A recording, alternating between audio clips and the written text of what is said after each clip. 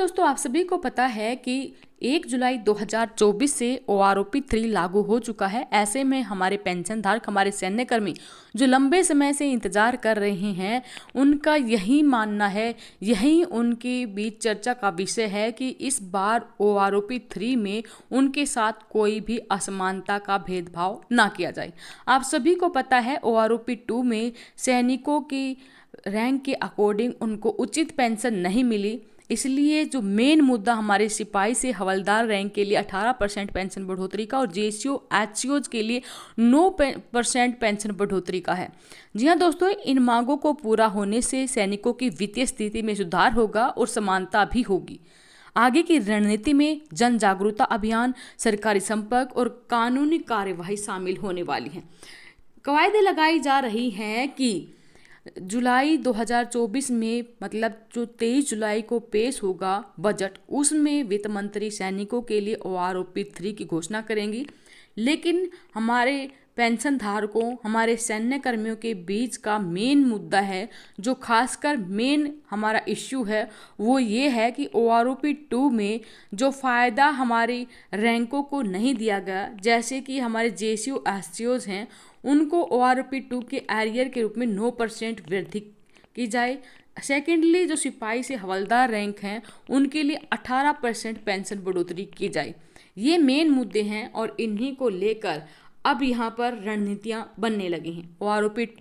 OROP की बात करें तो 1 रैंक 1 पेंशन योजनाओं का मेन उद्देश्य यही था कि सभी के लिए एक समान पेंशन की जाए, मतलब हर रैंक के लिए पेंशन जो है वो समान होनी चाहिए। लेकिन आपको पता है कि अब तक जो OROP मिलती आई है उसमें समानताएं नहीं हैं। कुछ रैंकों की पेंशन में अपेक्षित वृद्धि नहीं हो पाई है। सिपाही से हवलदार रैंक के सैनिकों की पेंशन में पर्याप्त वृद्धि न होने से उनकी वित्तीय स्थिति पर प्रभाव पड़ा है और इसी प्रकार JCOs HCOs को OROP 2 के दौरान पर्याप्त पेंशन वृद्धि नहीं मिली थी। OROP का मेन मकसद यही था कि समान रैंक के सैनिकों के लिए समान पेंशन सुनिश्चित करना। ये मांग इस उद्देश्य को पूरा करने और सभी रैंकों के बीच समानता स्थापित करने के लिए उठाई जा रही है। सिपाही से हवलदार रैंक के सैनिकों को द्वारा 18% पेंशन वृद्धि की मांग की जा रही है और ये वृद्धि सैनिकों की वित्तीय स्थिरता, उनके परिवार की सुरक्षा सुनिश्चित करने के लिए जरूरी है। ये रैंक सबसे अधिक जोखिम कठिनाइयों का सामना करती है, इसलिए उनकी पेंशन में ये वृद्धि जरूरी है। OROP योजना का उद्देश्य समान रैंक के लिए समान पेंशन सुनिश्चित करना है, जिसमें रिटायरमेंट के बाद भी वेतन अंतर को बनाए रखा जा सके। जुलाई 2024 से OROP 3 लागू हो चुका है, जिसमें सभी रैंकों के लिए पेंशन में वृद्धि शामिल है। हालांकि सिपाही से हवलदार रैंक के लिए सैनिकों के द्वारा 18% और JCOs HCOs एंड जो हमारे हैं उन रैंक के द्वारा OROP 2 की एरियर 9% की मांग की जा रही है।